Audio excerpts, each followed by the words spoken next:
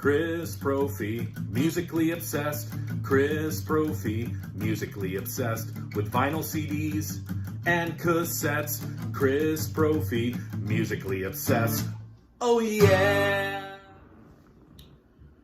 Greetings from Poughkeepsie, New York. Today what I want to do is I want to talk about Rush's third album, Caress of Steel. Couple reasons why. This is the Rush album for me that's taken the most time to get into for whatever reason. And I know in the Rush discography, this is probably one of the most misunderstood albums by them. So I wanted to kind of give it some love and talk about it. And I want to see what your guys' thoughts are on Caress of Steel. Now, as I said, this is Rush's third album from September of 1975. Of course, it followed Fly By Night. All right, so by this point, you had the trio solidified: Neil Peart, Alex Lifeson, and Geddy Lee. And they released this beast of an album onto the public's ear. Now,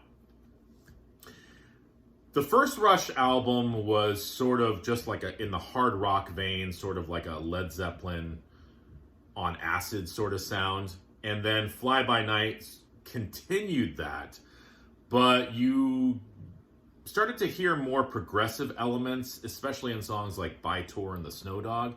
But then this album, they dove right in to that progressive sound. All right, now, the tracks on here, well, first let me show you the cover. I've always liked that cover. This is the back cover, and this is a gatefold, so you've got some lyrics inside and pictures of the band.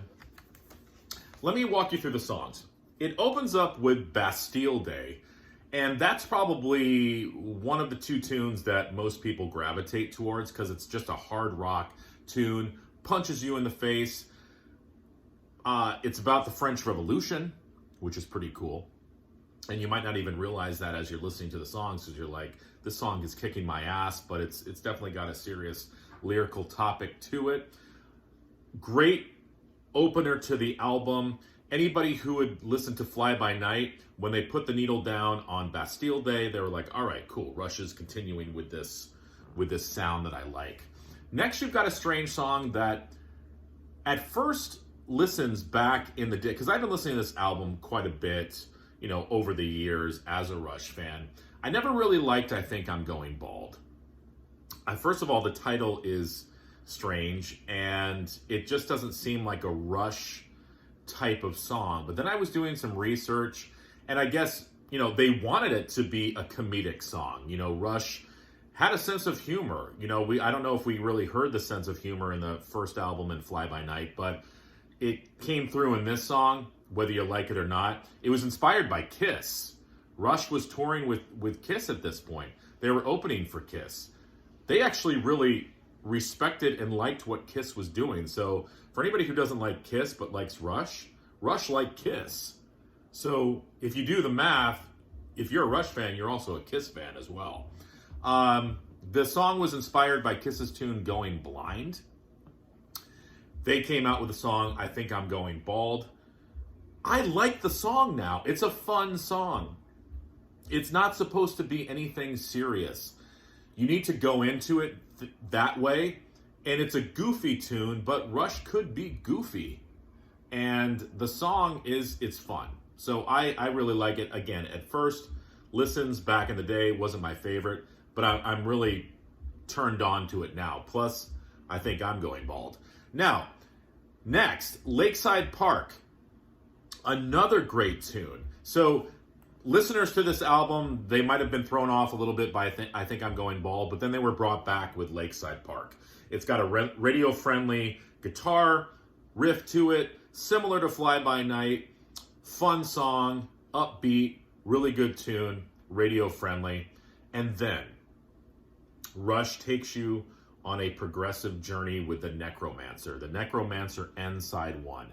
It's a 12-plus minute tune, proggy, 3 parts. It's got a narrator in it who comes back a few times, and also the character of By Tour comes back into The Necromancer.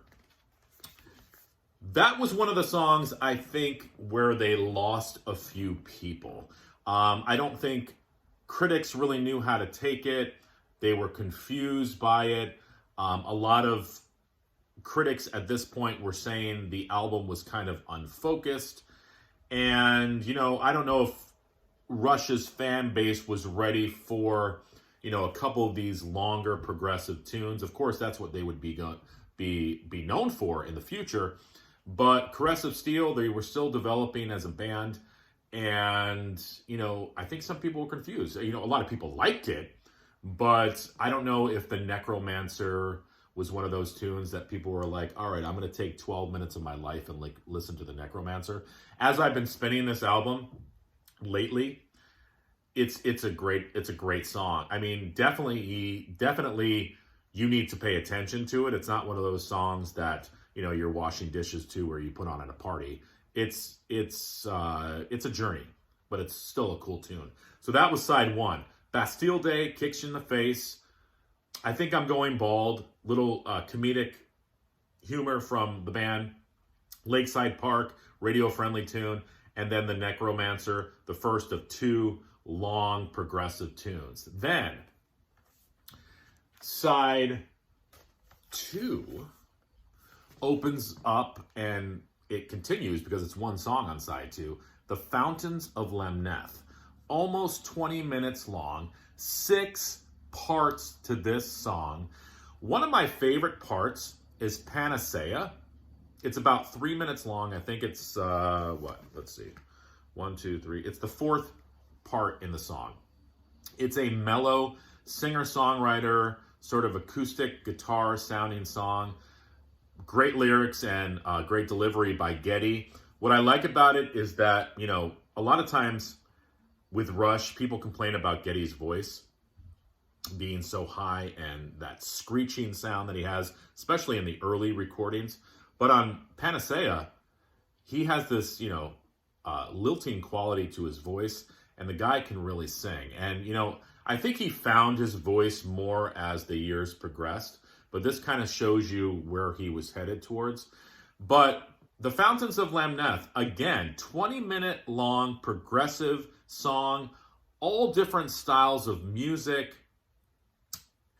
And again, it takes you on a journey. Not a song that you're going to put on and just, like I said, do the dishes or put on at a party. It's a song you need to listen to and pay attention and read the lyrics and just let the music take you there.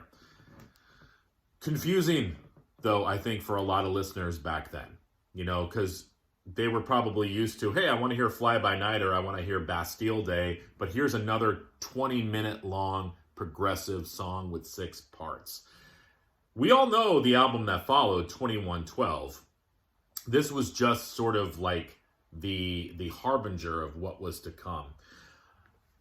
I really like this album. Is it my favorite Rush album? No, it is not. But I have really grown to like this album, where in the past it was an album that I didn't really pick up that often. But I I think the reason I like it is because you don't hear these songs all the time. We hear Spirit of the Radio, we hear Tom Sawyer, we hear Free Will, all those tunes, Fly By Night. But, you don't hear I Think I'm Going Bald, or The Necromancer, or The Fountain of Lamnath. But even Bastille Day and Lakeside Park, I don't really know if you even hear those on the radio. So it's got a lot of deeper cuts. The whole album pretty much is a deep cut. And that's what I like. It still sounds fresh. And I'm definitely, when I hear a song, I'm not like, oh my gosh, I've heard this song 1,000 times. I have to take the needle off. No, it still sounds fresh. I'd love to know your thoughts on Caress of Steel. I wanted to give it some love today. Rush fans, non-Rush fans, weigh in. Let me know what you think. All right, everyone.